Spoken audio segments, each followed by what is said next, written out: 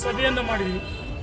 ಸಭೆಯಲ್ಲಿ ಸ್ಪಷ್ಟವಾಗಿ ನಮ್ಮ ಮಹಿಳಾ ಮುಖಂಡರು ಒಳಗೊಂಡಂತೆ ನಿವೃತ್ತ ಅಧಿಕಾರಿಗಳು ಮತ್ತು ನಮ್ಮ ಮುಖಂಡರುಗಳು, ಯುವ ಮುಖಂಡರು ಒಟ್ಟಾಗಿ ಸೇರಿ ನಿರ್ಣಯವನ್ನು ಮಾಡಿದ್ವಿ.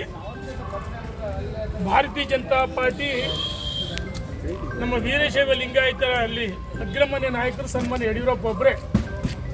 ಇಲ್ಲಿ ಯಡಿಯೂರಪ್ಪನ ಬಿಟ್ಟರೆ ಮತ್ತೊಬ್ಬ ಯಾವ ಪರ್ಯಾಯ ನಾಯಕರು ಇಲ್ಲ. ಯಡಿಯೂರಪ್ಪನ ನೋಡಿ ಜನ ಭಾರತೀಯ ಜನತಾ ಪಾರ್ಟಿಗೆ ಮತವನ್ನು ಕೊಟ್ಟದ್ದು. ಇತ್ತೀಚೆಗೆ ಎಲ್ಲ ಒಂದು ಕಡೆ ದುಷ್ಟಶಕ್ತಿಗಳು, ನಾನು ಇದೇ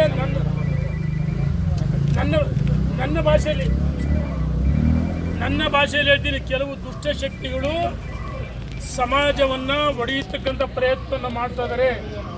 ವೀರಶೈವ ಲಿಂಗಾಯತ ಒಳಪಂಗಡಗಳು ನಾವೆಲ್ಲ ಒಂದೇ.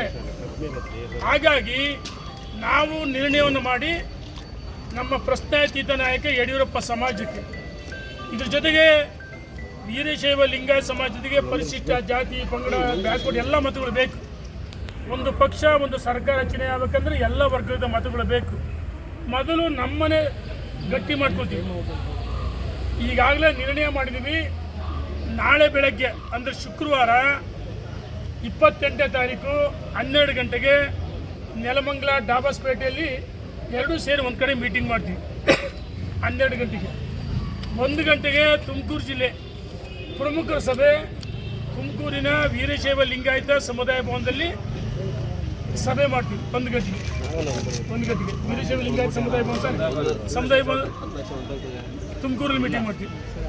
1ನೇ ತಾರೀಕು ಚಾಮರಾಜನಗರ, ದಾವಣಗೆರೆ, ಚಿತ್ರದುರ್ಗ, ಹಾವೇರಿ 3 ಜಿಲ್ಲೆಗಳ ಸಭೆಯನ್ನು ದಾವಣಗೆರೆ ರಾಷ್ಟ್ರೀಯ ಹೆದ್ದಾರಿಯಲ್ಲಿ ಬೈಪಾಸ್ನಲ್ಲಿರ್ತಕ್ಕಂಥ ಸಮೃದ್ಧಿ ಕನ್ವರ್ಷನ್ ಹಾಲ್ನಲ್ಲಿ ಸಭೆ ಮಾಡ್ತೀವಿ 3 ಜಿಲ್ಲೆಗಳ.